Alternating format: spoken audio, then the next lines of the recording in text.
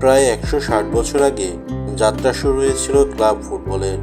দীর্ঘ এই পথ চলায় অসংখ্য কিংবদন্তির পদচারণায় সমৃদ্ধ হয়েছে ক্লাব।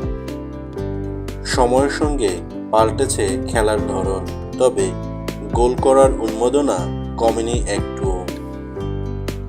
পরিসংখ্যান চুলচেরা হিসাব তো থাকবেই। ক্লাব ফুটবলে গোলের স্রোত বইয়ে দেওয়া ইতিহাসের সেরা 10 গোলদাতার তালিকা দেখে নেওয়া যাক আজকের পর্বে।